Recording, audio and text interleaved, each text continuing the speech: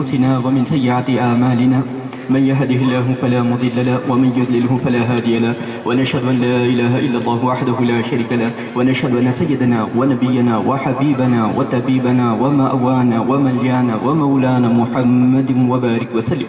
أما بعد فقال الله رب تبارك وتعالى في القرآن المجيد والفرقان الحميد فأعوذ بالله من الشيطان الرجيم بسم الله الرحمن الرحيم قل بفضل الله وبرحمته فبذلك يفرحون. صدق الله المولانا العظيم وبلغنا رسوله النبي والأمين الكريم ونحن على ذلك لك من الشاهدين والشاكرين والحمد لله رب العالمين. وقال الله رب تبارك وتعالى في مقام آخر في شأن حبيبه إن الله وملائكته يصلون على النبي يا أيها الذين آمنوا صلوا عليه وسلموا تسليما. اللهم صل على سيدنا شفيعنا نبينا حبيبنا أمينا ومولانا محمد وبارك وسلم. ابھی میں نے جس آیت کریمہ کی تلاوت کا شرف حاصل کیا وہ سورہ یونس کی 58ویں آیت ہے جس میں اللہ رب العزت ارشاد فرماتا ہے قل اے میرے حبیب آپ کہہ دیجئے قل بفضل اللہ وبرحمتہ اللہ رب تبارک و تعالیٰ کا فضل اور اس کی رحمت فبذلک فلیفرحوا یہ وہ چیزیں ہیں جس پر انسان کو چاہیے کہ خوشی کا اظہار کرے. آج کی ہماری تقریر کا عنوان اسلام میں جشن منانے کی اجازت ہے یا نہیں، اگر ہے تو کس چیز پر جشن منایا جائے کیونکہ آج کی یہ محفل جشن عید میلاد النبی صلی اللہ علیہ وسلم کے لیے منعقد کی گئی. میں اس سے پہلے کہ تقریر کو آگے بڑھاؤں میں ابھی ایک نعرہ سن رہا تھا کہ نبی کا دامن نہیں چھوڑیں، یقیناً قیامت تک نہیں چھوڑیں، لیکن اس کے معنی بھی سمجھیے کہ نبی کا دامن نہ چھوڑنے کے معنی کیا ہے. اور خاص طور پر نوجوان یہ نعرہ لگا رہے ہیں تو میں ایک ہی چیز کی طرف اشارہ کروں گا کہ اگر آپ واقعی نبی کا دامن نہیں چھوڑنا چاہ رہے ہیں تو اس کی مثال یہ پیش کیجئے دنیا کے سامنے کہ زندگی میں آپ کسی بھی طرح سے کسی کو کوئی نقصان نہیں پہنچائیں. یہ نبی کا دامن ہے، نبی نے کسی کو نقصان نہیں پہنچایا. نبی نے یہ کہا ہے کہ اگر راستے میں کوئی تکلیف دہ چیز ہے تو اس کو ہٹا دینا بھی یہ ایمان کی علامت ہے. لیکن آج ہم نوجوان کیا کرتے ہیں، ذرا سی کوئی تکلیف پہنچ جائے تو فوری آستین میں اڑ جاتے ہیں. تو یہ کیا نبی کا دامن ہے؟ یہ نبی کا دامن نہیں ہے. اگر ہم واقع نعرہ لگا رہے ہیں تو عملی طور پر نعرہ لگائیں کہ نبی کا دامن ہم کبھی نہیں چھوڑیں گے. اور جس وقت ہم عملی طور پر نبی کے دامن سے وابستہ ہو جائیں گے یقین جانیے خالق کائنات پوری کائنات کو آپ کا غلام بنا دے گا، آپ کے پیچھے لگا دے گا. کیونکہ اللہ رب العزت قادر مطلق ہے. اللہ رب العزت ایک مقام پر ارشاد فرماتا ہے وَأَنْتُمُ الْأَعْلَوْنَ إِن كُنْتُم مُؤْمِنِينَ تم ہی سربلند رہو گے، تم ہی کامیاب رہو گے، لیکن شرط یہ ہے کہ تم غلام مصطفیٰ بن کر زندگی گزارو. اگر یہ سلیقہ تم میں آ جائے تو دنیا کی کوئی طاقت تم کو شکست نہیں دے سکتی. آئیے ایک مقام پر اللہ رب العزت نے یہ ارشاد فرمایا وَمَا أَرْسَلْنَا مِن رَسُولٍ إِلَّا لِيُطَاعَ بِإِذْنِ اللَّهِ ہم نے کسی رسول کو نہیں بھیجا مگر اس لیے کہ ان کی اطاعت کی جائے. پھر اس کے بعد اللہ رب العزت ارشاد فرماتا ہے وَلَوْ أَنَّهُمْ إِذْ ظَلَمُوا أَنفُسَهُمْ اے میرے حبیب اگر کوئی امتی آپ کی اتباع نہ کرتے ہوئے اپنی جانوں پر ظلم کر لے جاؤوکا اے میرے حبیب وہ آپ کی بارگاہ میں آئے فاستغفر اللہ آپ کی بارگاہ میں آ کے اپنے گناہوں کی مغفرت طلب کرے واستغفر لهم الرسول پھر اللہ کے رسول اس گناہگار کی سفارش کر دیں تو خالق کائنات ارشاد فرماتا ہے لَوَجَدُ اللَّهَ تَوَّابَ الرَّحِيمًا تو اس وقت بندہ مجھے توبہ قبول کرنے والا اور رحم کرنے والا پائے گا. اب اس آیت پاک کے عملی طور پر صحابہ نے جب بھی نادانستہ طور پر کوئی خطا ہو جاتی تو صحابہ اکرام فوری نبی کریم صلی اللہ علیہ وسلم کی بارگاہ میں پہنچ جاتے اور کہنے لگتے یا رسول اللہ مجھ سے غلطی ہو گئی، آپ دعا فرمائیے، میرے لیے مغفرت کی سفارش کیجیے.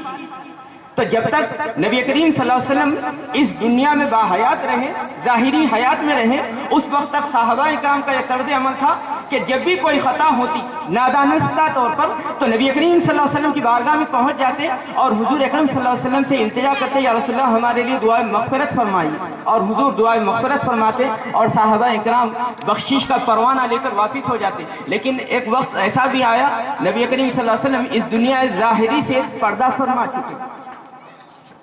جب حضور اس دنیا سے تشریف جا چکے تو ایک بدوی گاؤں کا رہنے والا شخص، اس کو جب یہ آیت پاک سنائی گئی تو وہ شخص بڑے اشتیاق کے عالم میں نبی کریم صلی اللہ علیہ وسلم کے خبر انور کے پاس گئے اور زار و خطار رونے لگا، یا رسول اللہ، خالق کائنات نے حکم دیا ہے کہ جب بھی ہم اپنے آپ پر ظلم کریں تو آپ کے پاس آئیں، لیکن چونکہ آپ اب ظاہری حیات میں موجود نہیں ہیں، لیکن آپ کی خبر انور کے پاس آیا ہوں، آپ میری دعائے مغفرت فرما دیں۔ مفسرین اکرام لکھتے ہیں کہ خبر انور شریف سے آواز آئی کہ اے شخص، تو نے جو مغفرت کے لیے میرے لیے التجا کی ہے، میں نے تجھے سفارش کر دی ہے، جا تو بخشا گیا ہے۔ یہ علماء اکرام نے تفسیر کی کتابوں میں لکھا ہے کہ نبی کریم صلی اللہ علیہ وسلم نے خبر انور سے بشارت دی کہ جاؤ تم بخشے گئے ہو۔ تو ایک بات یہاں پر یہ معلوم ہوتی ہے کہ جب بھی انسان گناہ کرتا ہے تو نبی کریم صلی اللہ علیہ وسلم کے مواجہ اقدس پر جا کر اپنی التجا پیش کر سکتا ہے، لیکن بتائیے کتنے لوگ ایسے ہیں جو مدینہ طیبہ پہنچ سکتے ہیں؟ وہ تو قرب و جوار میں رہنے والے تھے، پہنچ گئے تھے مدینہ شریف، مکہ شریف میں رہنے والے پہنچ گئے تھے مدینہ شریف، لیکن کتنے ایسے مسلمان ہیں جو مدینہ شریف پہنچ نہیں سکتے لیکن دنیا سے رخصت ہو جاتے ہیں۔ کئی مسلمان ہیں جو حج بھی نہیں کر سکتے، اپنی تمنا دل میں رکھے دنیا سے رخصت ہو جاتے ہیں۔ اور کون ایسا انسان ہے جو گناہ نہیں کرتا؟ تو قرآن نے کہا کہ جب بھی تم گناہ کریں میرے حبیب کی بارگاہ میں آئے، اور حبیب کی بارگاہ مدینہ طیبہ میں موجود ہے، تو جائے تو کیسے جائے؟ ہر کسی کی استطاعت نہیں کہ نبی کی بارگاہ میں پہنچے، غریب کیسے پہنچے؟ تو آپ اندازہ کیجئے کہ نبی کریم صلی اللہ علیہ وسلم کی رحمت کا حضور اکرم صلی اللہ علیہ وسلم ارشاد فرماتے ہیں کہ اگر تم کو میری بارگاہ میں آنا ہے تو دنیاوی وسائل کی طرف نظر نہ رکھو، یہ نہ دیکھو کہ مدینے پہنچنے کے لیے تمہارے پاس اسباب ہے یا نہیں۔ اگر تم میری بارگاہ میں پہنچنا چاہتے ہو تو میرے اوپر ایک مرتبہ درود بھیج دینا، تمہارا درود میں اپنے کانوں سے سنتا ہوں۔ اس کا مطلب یہ ہے کہ جب امتی درود پڑھتا ہے، درود شریف پڑھتا ہے تو نبی کریم صلی اللہ علیہ وسلم کی بارگاہ میں پہنچ جاتا ہے، اور جب ہم نبی کریم صلی اللہ علیہ وسلم کی بارگاہ میں پہنچ جائیں گے اور نبی کریم صلی اللہ علیہ وسلم سے سفارش کریں گے تو اس وقت ہمیں بخشش کا پروانہ ملے گا۔ اسی لیے بعض علماء اکرام نے یہ روایت نقل کی ہے کہ جب کوئی بندے مومن دعا کرتا ہے اور دعا کرنے سے پہلے درود شریف نہیں پڑھتا، اس کی دعا آسمان اور زمین کے درمیان معلق رہتی ہے، کیونکہ خالق کائنات نے اصول بیان فرمایا ہے کہ جب تم گناہ کریں تو تمہارا استغفار کرنا کافی نہیں ہے، بلکہ میرے حبیب کی بارگاہ میں پہنچو، وہاں جا کے استغفار کرو، اور میرا حبیب اگر التجا کر دے تو جب تمہاری بخشش ہوگی۔ تو درود پاک میں وہ تاثیر ہے کہ اللہ رب تبارک و تعالیٰ اس درود پاک کے صدقے میں ہم کو بارگاہ نبوی میں حاضری کا شرف عطا فرماتا ہے، اور جب ہم جو دعا کرتے ہیں درود پاک کے بعد، اللہ رب تبارک و تعالیٰ اس درود کے صدقے میں ہمارے گناہوں کو، ہمارے توباؤں کو قبول کرتے ہوئے ہمارے گناہوں کو معاف فرما دیتا ہے۔ اب آئیے کہ اسلام میں جشن منانے کی اجازت ہے یا نہیں؟ اگر ہے تو کس انداز سے منایا جائے اور کس پر منایا جائے؟ چنانچہ میں نے جو آیت کریمہ کی تلاوت کا شرف حاصل کیا اس میں اللہ رب تبارک و تعالیٰ نے ارشاد فرمایا، قل بفضل اللہ وبرحمتہ فبذلک فلیفرحوا۔ اے میرے حبیب، آپ اپنی امت سے کہہ دیں کہ اللہ کے فضل اور اللہ کی رحمت پر انسان کو چاہیے کہ خوشی کا اظہار کرے۔ اور ایک مقام پر اللہ رب العزت نے ارشاد فرمایا، وَأَمَّا بِنِعْمَةِ رَبِّكَ فَحَدِّثْ۔ جو نعمت خالق کردگار نے اپنے بندوں پر کی ہے اس نعمت پر خوب چرچا کریں۔ اس کا مطلب یہ ہے کہ اس کا خوب چرچا کریں، خوب اس پر خوشیاں منائیں، کیونکہ انسان چرچا اسی وقت کرتا ہے جب اسے خوشی ہو۔ اگر آپ کو کوئی کامیابی مل جائے تو آپ پکڑ کر لوگوں کو کہتے ہیں کہ مجھے یہ خوشی ملی ہے، یہ کامیابی ملی ہے۔ خدا نہ خاصہ ناکامی ملی تو اس کا چرچا نہیں ہوتا۔ تو قرآن حکیم کی ان آیات پاک سے معلوم ہوتا ہے کہ 3 مقامات ایسے ہیں جہاں پر اسلام نے اجازت دی ہے کہ ہم خوشی کا اظہار کریں۔ پہلے ہے فضل کردگار، دوسرا رحمت کردگار، تیسرا نعمت کردگار۔ یہ 3 چیزیں ایسی ہیں جس پر اسلام نے اجازت دی ہے کہ ہم خوشیوں کا اظہار کریں۔ لیکن سوال پیدا یہ ہوتا ہے کہ رحمت کسے کہیں، نعمت کسے کہیں، فضل کردگار کسے کہیں؟ چونکہ بعض وقت کسی کے لیے رحمت ہوتی ہے تو وہی چیز کسی اور کے لیے رحمت ہو جاتی ہے۔ میں آپ کو مثال دیتا ہوں کہ ایک شخص ہے جو صبح سے محنت و مشقت کر رہا ہے اور رات ڈھلنے تک اس کو جو کامیابی ملتی ہے، جو اس روپیہ کماتا ہے، 100 روپے یا 200 روپے کماتا ہے روزانہ، کسی دن اگر اسی شخص کو 1000 روپے کا منافع ہو جائے تو وہ کہے گا کہ مولا نے مجھ پر رحم فرمایا، کہے گا کہ نہیں، مولا نے مجھ پر رحم فرمایا، کیونکہ آج تک میں نے جو محنت کی تھی اس کا صلہ مجھے 200 روپے یا 300 روپے میں ملتا تھا، لیکن آج اللہ رب تبارک و تعالیٰ نے 1000 روپے عنایت فرمایا، یہ اس کے لیے رحمت ہے۔ اب اس مثال کو اپنے ذہن میں رکھیے۔ اب دوسری طرف آئیے، ایک شخص ایسا ہے جس کی تجارت کا منافع روزانہ 10,000 میں ہے، اب اس کو کسی دن 1000 روپے منافع مل جائے تو بتائیے وہ کیا کہے گا کہ یہ رحمت ہے؟ وہ تو کہے گا کہ مجھے نقصان ہوگا۔ مذہبی عقیدہ الگ چیز ہے، مذہبی عقیدہ تو یہ کہتا ہے کہ اگر آپ کو نقصان بھی ہو جائے تو یہ بھی اللہ کی رحمت ہے، لیکن انسان سمجھ نہیں پاتا۔ لیکن میں دنیاوی لحاظ سے کہہ رہا ہوں کہ جس کو 200 روپے ملتے تھے اگر اس کو 1000 روپے مل جائے تو وہ کہے گا کہ خالق کائنات نے مجھ پر رحم فرمایا۔ اور جو 10,000 روپے روزانہ کماتا ہے اگر اس کو 1000 کا منافع ہو جائے تو وہ یہ نہیں کہے گا کہ یہ مجھ پر رحم ہوا، بلکہ وہ یہ کہے گا کہ مجھے خسارہ ہوا۔ تو معلوم یہ ہوا کہ رحمت کسی کے لیے ہو سکتی ہے، وہی رحمت کسی کے لیے نقصان دہ ہو سکتی ہے۔ تو رحمت کا تعین ہی نہیں ہو سکا تو ہم اس پر خوشی کیسے منائیں؟ تو انسان کی صلاحیت نہیں ہے کہ وہ صحیح معنوں میں رحمت کو سمجھ سکے۔ چلیے خود خالق کردگار سے پوچھے کہ مولا رحمت کہتے کسے ہیں؟ تو خالق کائنات نے ارشاد فرمایا وَمَا أَرْسَلْنَاكَ إِلَّا رَحْمَةً لِلْعَالَمِينَ، اے میرے محبوب میں نے آپ کو جہاں کے لیے رحمت بنا کر بھیجا ہے۔ تو معلوم یہ ہوا کہ دنیا میں اگر کوئی چیز قابل رحمت ہے، رحمت کا ذات، رحمت کا اصول، رحمت کی شکل رکھتی ہے تو وہ ذات مصطفیٰ صلی اللہ علیہ وسلم ہے۔ جب رحمت مصطفیٰ، ذات مصطفیٰ رحمت کردگار ثابت ہوئی تو اس پر خوشی منانا قرآن کا حکم ہے۔ قرآن نے حکم فرمایا کہ خالق کائنات کی رحمت پر تم کو خوشی منانی چاہیے۔ اب آئیے خالق کائنات نے دوسری بات بیان فرمائی کہ نعمت کردگار پر خوشی منائی جائے۔ اب دیکھیے نعمتیں بہت ساری ہیں، ایک مقام پر اللہ رب العزت نے ارشاد فرمایا وَإِن تَعُدُّوا نِعْمَتَ اللَّهِ لَا تُحْصُوهَا، اگر تم خالق کائنات کی نعمتوں کو شمار کرنا چاہو تو شمار نہیں کر سکتے۔ اللہ رب تبارک و تعالیٰ نے بے شمار نعمتوں سے سرفراز فرمایا۔ میں چند مثالیں دیتا ہوں، آگے بڑھ جاؤں کہ دیکھیے پانی سب میں بڑی نعمت ہے انسان کے لیے، انسان ہی نہیں بلکہ ہر مخلوق کے لیے، چونکہ انسان اور دیگر مخلوقات کی جو زندگی کی حیات ہے پانی پر اس کا دار و مدار ہے۔ اگر پانی نہ ہو تو انسان موت کی آغوش میں سو جائے گا۔ تو نعمت پانی بہت بڑی نعمت ہے، لیکن ان ممالک سے پوچھئے جہاں پر پانی سونامی کی شکل اختیار کر گیا تھا، کیا ان کے لیے نعمت تھا؟ وہ شہر کا شہر، ملک کا ملک آنے واحد میں تباہ ہو گیا۔ تو پانی ہمارے لیے نعمت ہے، لیکن جہاں پر سونامی کی شکل اختیار کر گیا، طغیانی کی شکل اختیار کر گیا، وہاں پر وہ نعمت نہ باقی نہ رہا۔ اب دیکھیے زمین بھی خالق کائنات کی بہت بڑی نعمت ہے۔ اللہ رب تبارک و تعالیٰ اس مقام پر ارشاد فرماتا ہے کہ ہم نے زمین کو تمہارے لیے بچھونا بنایا ہے۔ بتائیے اگر زمین پتھریلی ہوتی یا پہاڑی شکل کی ہوتی کیا ہم گھر بنا سکتے تھے؟ اللہ رب تبارک و تعالیٰ نے رہنے کے قابل بنایا۔ تو زمین نعمت ہے، لیکن ان ممالک سے پوچھئے جہاں پر زمین نے زلزلے آئے ہیں، زمین نے اپنا لاوا اگلا ہے، کیا وہ زمین ان کے لیے نعمت ہے؟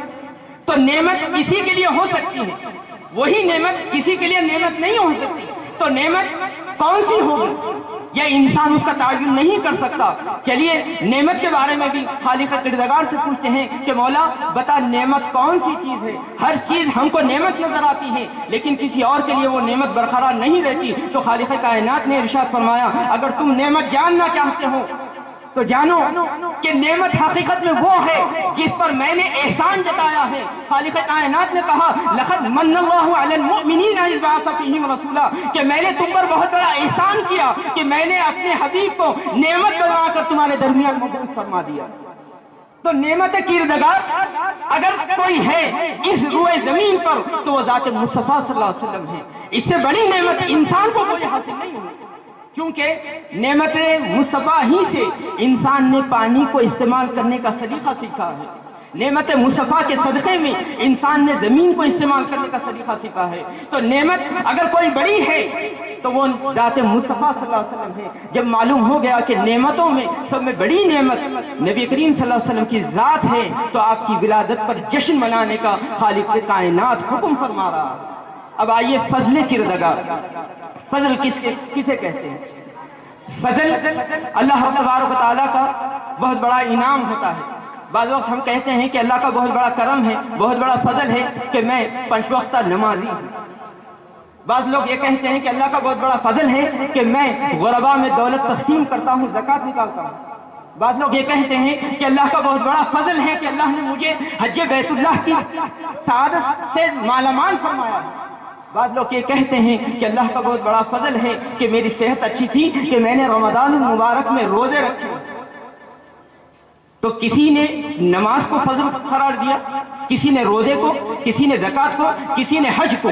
اب آئیے ان چاروں چیزوں کو مد نظر رکھتے ہوئے نبی کریم صلی اللہ علیہ وسلم کی بارگاہ میں پہنچے. یا رسول اللہ بتائیے یہ جو ہم اعمال کر رہے ہیں کیا بغیر ایمان کے قابل قبول ہے؟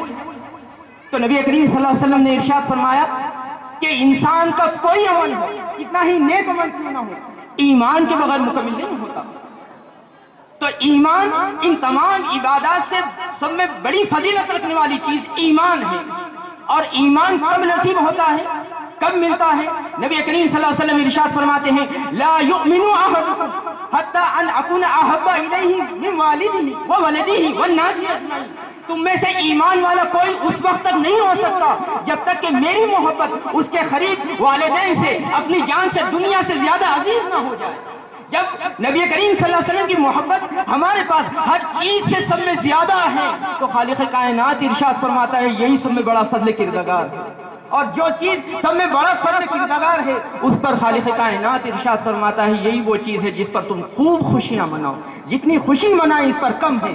تو معلوم یہ ہوا کہ فضل کردگار اگر کوئی ہے تو ذات مصطفیٰ ہے، رحمت کردگار اگر کوئی ہے تو ذات مصطفیٰ ہے، نعمت کردگار اگر کوئی ہے تو وہ ذات مصطفیٰ ہے. تو قرآن حکیم نے کہا یہ 3 چیزیں جہاں مل جائیں وہاں پر تم پر لازم ہے کہ خوشیاں منائیں. اسی لیے ہم جشن عید میلاد النبی صلی اللہ علیہ وسلم مناتے ہیں. لیکن میں ایک بات کہتا ہوا رخصت ہو جاؤں کہ ہر چیز کو ماننے کے 2 پہلو ہوتے ہیں، ایک ظاہری پہلو، ایک باطنی پہلو. مثلا اذان کا جواب دینا ہم پر واجب ہے، لیکن اس کا ذاتی پہلو یہ ہے کہ مؤذن صاحب اگر اللہ اکبر کہیں تو آپ بھی واپسی میں اللہ اکبر کہیں. یہ ایک ظاہری پہلو ہے. اذان کے جواب دینے کے ظاہری معنی یہ ہے کہ مؤذن صاحب جب بھی اذان کے کلمات کہیں آپ بھی مطابقاً اس کے پیچھے وہی الفاظ کہتے جائیں. لیکن باطنی معنی یہ ہے کہ جب اذان ہو جائے تو نماز کے لیے مسجد میں حاضر ہو جائیں. یہ حقیقت میں اس کا جواب ہے. ایسا نہیں کہ ہم مؤذن صاحب کے جواب دیتے چلے جائیں اور نماز گول کر دیں، نماز نہ پڑھیں. یہ حقیقت میں جواب نہیں ہوگا. حقیقت میں جواب یہ ہے کہ ہم مسجد میں جائیں. تو جشن عید میلاد النبی صلی اللہ علیہ وسلم منانے کا ظاہری طریقہ یہ ہے کہ محافل عید میلاد النبی صلی اللہ علیہ وسلم منعقد کریں، نعت شریف کا مقابلہ منعقد کریں. لیکن باطنی پہلو یہ ہے کہ نبی کریم صلی اللہ علیہ وسلم کے اسوہ حسنہ کو اپنا لیں.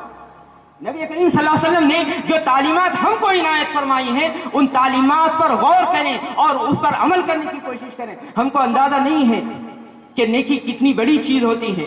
میں آپ کو ایک مثال دیتا ہوں کہ میدان حشر میں اگر کسی انسان کو سامنے لایا جائے اور اس کا حساب کتاب کر دیا جائے اور نام اعمال تولا جائے، اس کے بعد نیکی کے پلڑے میں اور برائی کے پلڑے میں جو چیز بڑی ہوئی نظر آئی وہ ہے برائی کا پلڑا.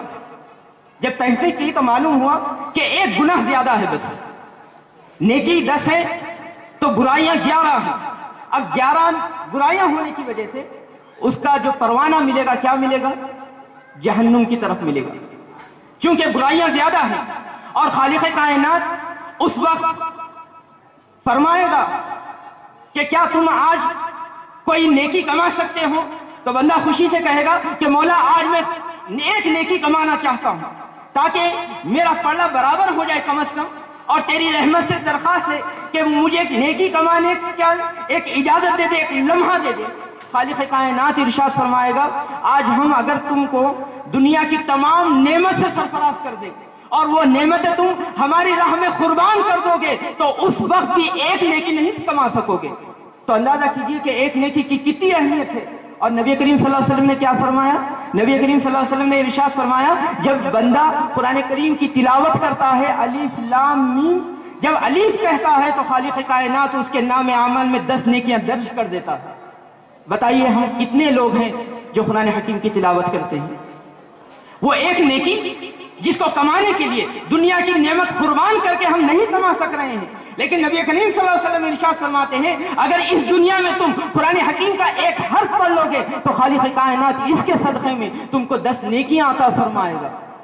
لیکن آج ہمارے گھر میں کیا ہوتا ہے؟